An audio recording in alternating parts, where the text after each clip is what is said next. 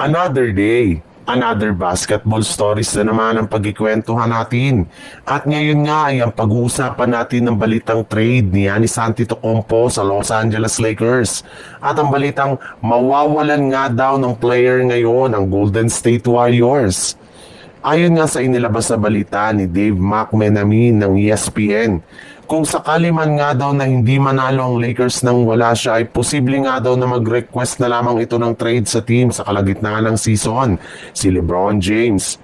Yes, titignan at oobserbahan muna nga daw po ni LeBron James ang magiging kalagayan ng Lakers sa umpisa ng kanilang kampanya ngayong season.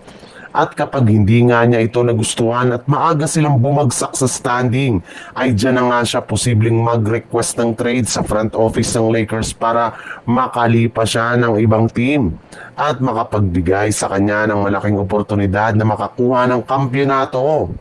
At dito nga ay posibleng gawin ng Lakers na matagal na nilang gusto na mangyari na paglipat sa kupunan ng Dallas Mavericks, kung saan makakasama nga niya dito muli ang kanilang mga dating teammates na si Sean Irving at Anthony Davis. Meron rin naman nga daw sapat na asset ngayon ng Dallas na may pang-offer sa Lakers upang makuha nila si LeBron sa lalong madaling panahon. Sa ibang balita naman, kagaya nga ng napag-usapan natin, hindi nga makakapaglaro para sa Golden State Warriors ang kanilang mga players na sina Stephen Curry, Al Horford, Moses Moody at Jim Butler sa kanilang next game ngayong araw laban sa Los Angeles Lakers. Kaya mukhang magiging sobrang underman nga po ngayon ang kanilang lineup at mapipilitan nga sila na gamitin ng lahat ng kanilang mga manlalaro. Subalit kung meron ng bad news, meron ng good news ang inilabas ngayon ng Warriors matapos i-anunsyo na posible nga daw na makapaglaro na bukas ng umaga ang isa sa kanilang mga bagong player na si Seth Curry.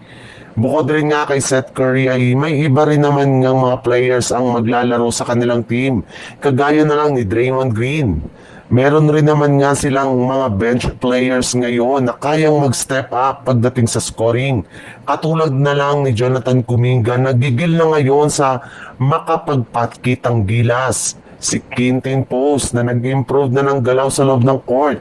At higit sa lahat, si LJ Cryer na gusto rin naman nga na meron rin ngang gustong patunayan sa kupunan ng Golden State Warriors, kaya may tsansa pa rin ang Warriors na manalo laban sa Lakers.